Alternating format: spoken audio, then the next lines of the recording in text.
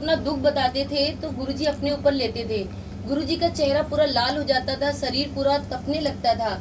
लेकिन अब हमारे गुरुजी फिजिकल फॉर्म में नहीं है तो गुरुजी और भी इनकी शक्तियाँ और ज़्यादा बढ़ गई हैं। बस सारी संगत से एक ही निवेदन है कि सारी संगत गुरुजी को जितना ज़्यादा आप शुक्राना करोगे उतना ज़्यादा गुरुजी की शक्तियाँ और बढ़ती जाएंगी।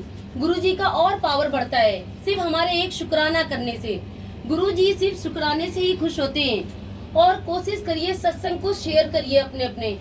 जितना ज्यादा आप सत्संग शेयर करेंगे उतनी ब्लेसिंग गुरुजी देते जाते हैं। ऐसे नहीं हम लोग यहाँ पे खड़े होके बोल लेते हैं। जो भी छोटे छोटे आपके साथ सत्संग होते हैं जब तक वो पूरा ना हो, जब तक आप गुरुजी से आपने कोई अरदास लगाई, आपको अरदास गुरुजी से कंटिन्यू करते रहना है और कहना है हर बात गुरुजी से। क्योंकि आप बहुत सी संगत कहती है गुरुजी से मांगना नहीं है, सिर्फ मानना है। लेकिन जहाँ तक मैंने गुरुजी को जाना है, गुरुजी से मांगो। जितना अगर गुरुजी को माना है तो गुरुजी से ही मांगो। आप गुरुजी से आप मांगते रहोगे, गुरुजी आपकी झोलियां भरते रहेंगे। सारी सिर्फ झोलियों की बात नहीं होती, बहुत हमारे पास कष्ट भी होते हैं, बहुत सारी प्रॉब्लम होती है, कुछ घर की प्रॉब्लम होती है जो हमारे पैसे से ज्यादा मायने देती हैं वो। तो गुरुजी का बस एक यही है, आप गुरुजी से सारी परेशानियां करिए। प्लीज किसी भी संगत से आप अपनी परेशानियों को डिस्ट्रीब्यूट मत करिए।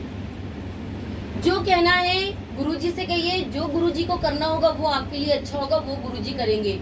लेकिन आप लोग सिर्फ गुरुजी को मानो, गुरुजी से ही मांगो।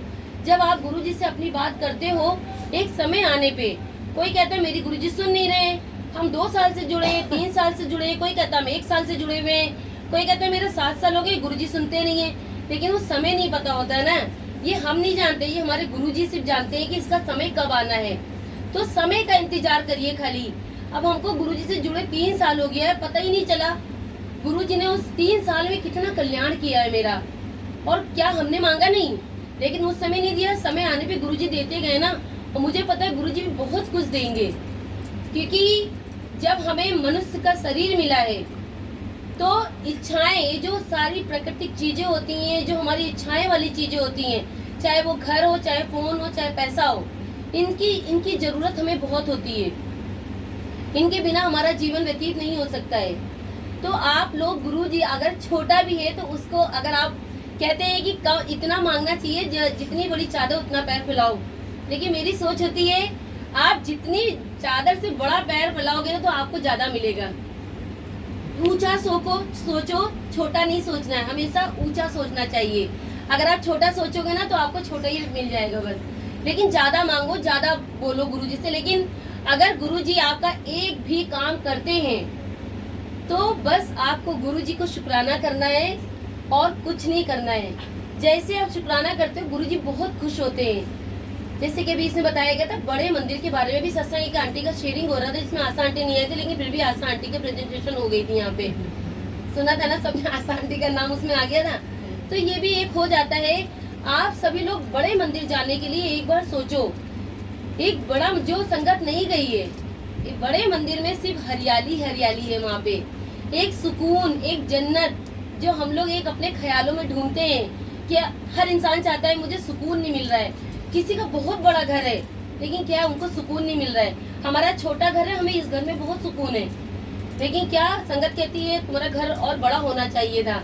लेकिन मुझे कहीं तक लगता है अगर गुरुजी इतनी संगत भेज रहे हैं तो ये गुरुजी की मर्जी है। जब संगत को कोई प्रॉब्लम नहीं होती बैठने उठने में, क्योंकि एक होता है ना सत्संग शेयरिंग करो, कौन सी बात कहाँ चली जा रही है गुरुजी ही जानते हैं कि कहाँ पे क्या बोलना है। गुरुजी अपने आप बुलवाते चले जाते हैं। कोई मंगलत कहानी नहीं होती, कुछ नहीं होता। अगर आप यहाँ पे गुरुजी के दरबार में खड़े हो कुछ भी बात बोलते हो, गुरुजी बुलवाने वाले होते हैं, आप सब सुनने के लिए हो। क्योंकि कहते हैं इनमें किसी न किसी का जवाब मिलता है। जब हम सत्संग शेयरिंग कर रहे होते हैं तो बहुत सारी संगत के जवाब मिलते हैं, जो मेरे साथ भी हुआ। अभी एक सत्संग जो अभी बहुत रिसेंटली मेरे साथ हुआ है, एक बार हम ज्योति आंटी के यहाँ सत्संग में गए थे और पहली बार ही गए थे। बहुत से लोगों ने बोला था कि ज्योति आंटी के जाओ, बहुत अच्छा लगता है, बहुत बोलते हैं सब लोग। तो मैंने कहा अच्छा चलो चलते हैं। तो हम ज्योति आंटी के सत्संग में चले गए। जब वहाँ गए ना, भीड़ तो बहुत ज्यादा थी, क्योंकि उस भीड़ में भी जब हमारा गुरु उनको पहचान लेता है तो वो सबसे बड़ी ब्लेसिंग हमारे लिए होती है। क्योंकि कहते हैं गुरुजी की भीड़ बढ़ती जा रही है, उसमें संगत कहाँ है। संगत तो अभी और भी भगवानों के पीछे पड़ी हुई है ना, लेकिन उस संगत में गुरुजी की संगत कहाँ पे।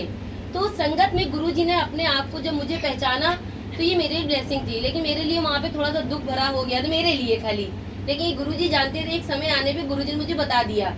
ऐसा हुआ था जब हम वहाँ पे दरबार में मुझे बैठने को मिल गया था, ये सस्सी आंटी भी वहाँ पे बैठी हुई थी दरबार के पास में, हमको भी इन्होंने वहीं बोला वंदना यहाँ पे आके बैठ जाओ।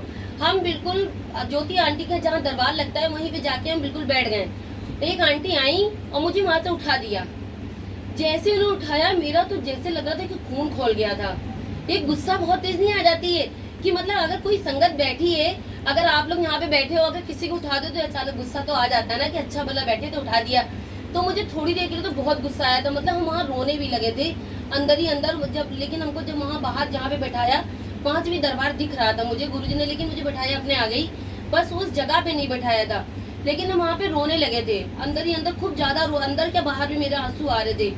लेकिन हम वहाँ पे कुछ नहीं बोले थे, बस हम गुरुजी से इतना बोल के आए थे, गुरुजी अब मुझे यहाँ पे मत बुलाइएगा, गुरुजी हमको यहाँ पे नहीं आना है। मेरे अंदर का ईगो जाग गया था ना वहाँ पे।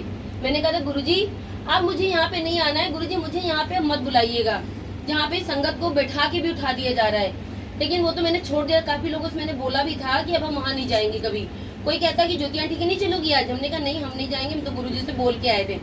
सोचो उस दिन की बात, अभी परसों मेरे पास एक सत्संग आया, आपने एक गाना सुना होगा, गुरुजी का नाम बड़ा है, सुना है ना। उन आंटी का सत्संग अचानक से मेरे पास आ गया।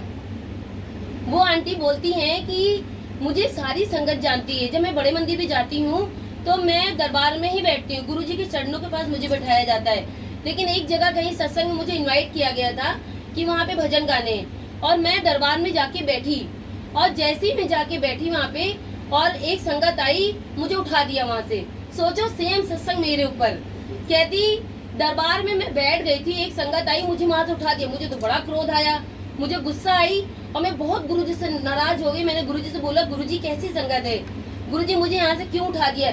ये सारी संगत जानती कि मैं एक सिंगर हूँ, मैं गुरुजी के गाने गाती हूँ, जिसने मुझे यहाँ से क्यों उठा दिया। मुझे बहुत गुस्सा आया, मुझे जाके बहुत पीछे बैठा दिया।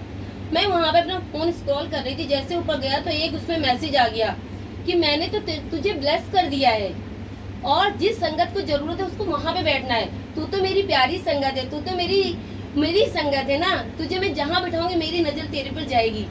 सोचो उस दिन, पता नहीं कितना टाइम भी हो गया है, उस दिन से ये परसों गुरुजी ने मेरा डाउट क्लियर किया था कि सेम सत्संग वही बिल्कुल सर्कुलेशन जैसे चल रहा था, सेम टू सेम सही वही चीज आ गई। तो गुरुजी ने मुझे ये दिखाया कि संगत सत्संग जो होता है सिर्फ गुरुजी का सत्संग है, गुरुजी ने ही आपको बैठाया है। गुरुजी, आप जितने संगत यहाँ बैठी है गुरुजी की मर्जी से बैठे। सभी का मन करता है दरबार में बैठने का, तो कुछ संगत बहुत चालाकी करती, जल्दी पहुंच जाए दरबार में बैठ जाएंगे, लेकिन क्या पता उस संगत को भी वहां से उठा दिया जाए। ये गुरुजी की मर्जी होती है किसको कहाँ पे बैठना है, कहाँ पे किसको क्या ब्लेसिंग मिले। अब उस कमरे में कितनी गर्मी हो रही होगी, लेकिन वो गुरुजी की मर्जी है वहाँ पे जो संगत बैठी है। क्या पता इस गर्मी में किसका दुख कट रहा हो, क्या गुरुजी किसका कष्ट काट रहे हो, और क्या गुरुजी, क्योंकि यहाँ पे कोई खुशी खुशी नहीं आया है।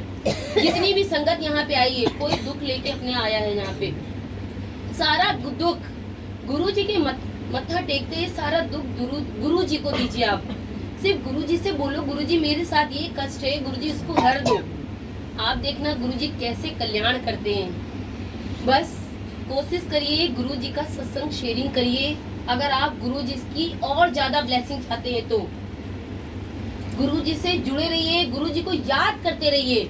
कोई पूजा कोई पाठ नहीं है। काफी सारी नई संगत इधर जो बैठी, जो पहली बार सत्संग में बैठे हुए हैं, इन लोगों को भी पता होना चाहिए हमारे गुरुजी महाराज क्या हैं, इनकी कितनी शक्तियां हैं। ये महाशिव हैं और इनसे सिर्फ हमें मानना है और मांगना है और बस इनका शुक्राना करना है। बस गुरुजी इतना ही बोलना चाहेंगे। बहुत बहुत शुक्रिया गुरुजी, सत्संग शेयरिंग कराने का शुक्रिया। और हर एक जो भी हमारे साथ होता है वो गुरुजी हमारे हर लेते हैं, इसका भी बहुत बहुत शुक्रिया। सब कल्याण करने का शुक्रिया गुरुजी। ऐसे सत्संग कराते रहिए और मन चाहिए आप अपनी संगत भेजते रहिए गुरुजी। बहुत बहुत शुक्रिया गुरुजी। जय गुरु जी, जय आप गुरु जिस संगत को सत्संग अगर शेयरिंग करना हो तो कर सकता है।